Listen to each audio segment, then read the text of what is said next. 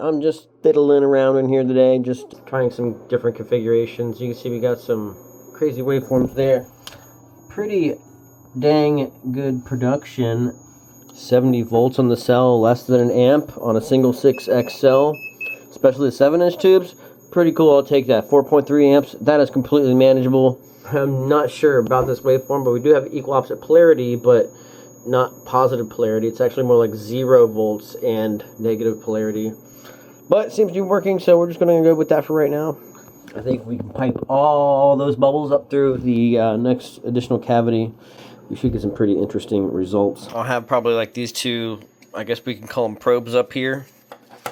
Just little pieces of stainless sticking through here to see if we have any voltage across it and for whatever else we could really think of. But I have found this pretty nice little sweet spot in this transformer here. We are pulsing way higher than usual in the 6.7 kilohertz range. In this configuration, I'm tuning up 8 amps with that waveform. However, with that primary in the reverse position, we get this waveform. We're able to get a 73 volts peak there and only consume 4 amps and get great production. So, less than an amp at the cell. I'll take that all day. It's just strange that we have opposite polarity, but it's not really like opposite polarity almost. It's like 0 volt and negative voltage. So, I mean, we have polarity difference, but it's at a center line, which is weird. Gives me an idea though. I've stumbled onto something very keen. Alright, so right now I'm getting this waveform. I'm gonna pause it. And you can see that, you know, we've got this EOP, right? But the blue here is pretty much at like baseline 0. We want that balanced and equal. So how do we go about that? So perhaps if I could reference in some of those things, he's got the Bifilar center tap connected to an inductor, diode, whatever, but it's got it connected to ground. I've got this yellow cable hooked up to this center terminal ground, just a standard ground connection, to a diode. Okay, diode in. So electrons cannot pass from the system to ground, only ground can go to that whatever. But I've got this little stainless steel inductor, just any inductor I threw on it, hooked up to the center tap of that Bifilar. The thing I'm referencing here is his burst wave, whatever, where it shows positive and both negative waveforms. When I have that connected, and that means, look at this. We still have that same waveform, but we have it jacked way high in the positive arena. Okay, we're still about the same amperage, voltage, all that, same production, whatever. But instead of, you know, it building down here, it's actually like jacked way up high here, like a DC offset almost. So my question is, how can I modify this to balance that, to make it absolutely in the middle? If we can have that waveform balanced with that input amperage and that production, that's going to be a snap, because that's what we're looking for. I'm going to try some things here. Okay, so I've got this enormous 10 mega ohm resistor on this thing. I want you to peep this real quick. With 10 mega ohms, that's a lot more balanced. We at least have some positive there. Still have similar everything, but balanced waveform. Hold on. Let's remove inductor and see if it does anything different. Basically the same thing here.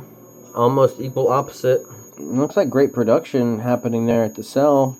3 amps, whatever. I wonder if I can balance that a little bit more. So there's a 1 kilo ohm hooked up right there. And that's nowhere near enough to do what we want. It's way DC offset. Crazy. This is a 10 mega ohm resistor. So somewhere in the neighborhood of 5 mega ohms is probably where I'm at, where I want to be. To confirm, diode is required. Current can only go from ground to there. It will not allow current flow through that. Very interesting. So on that center tap of that Bifilar coil, we have a diode and a resistor. Let me reverse something here. Okay, I've now reversed this to where it's the ground going into a diode, into resistor, into center tap.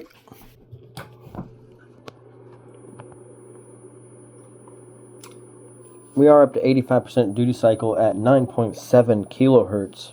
76 volts on that cell is pretty nice at 1 amp. Got that waveform though. I'm gonna pause it. Absolutely wild how that center tap ground allows for a more balanced waveform.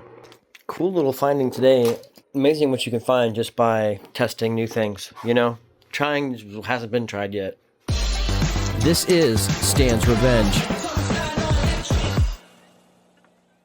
So to confirm yesterday's work, I have connected a ground to the Bifilar center tap of the secondary's coil. And you can see here this goes directly to my ground, which goes to my wall ground. We had this 10 mega ohm resistor before, and it did not give us the results we want. It offset it too much. As you can see here, with no resistor whatsoever, just the direct ground, we have a positive imbalance on this. Yeah, hold up. All right, here I've connected a 1 mega ohm resistor. Let's see this now. What is this? EOP? Oh man, that's cool. What is this? 2.5 amps? Cool.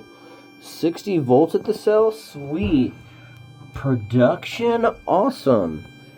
And, you know, we're going to crank this up to 32 here, man. We're still at like 3.3 amps. And that's awesome.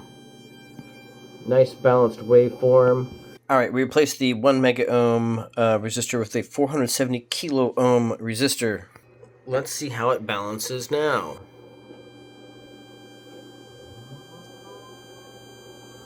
Okay, we might need just a little bit more resistance to balance that out. Added 100, so we're now at 570 kilo ohms. Just a tiny bit closer, but still not there. Alright, added a 220 instead of the 100, so now we have about 590, almost 600 ohms. Look at that. That's pretty awesome there.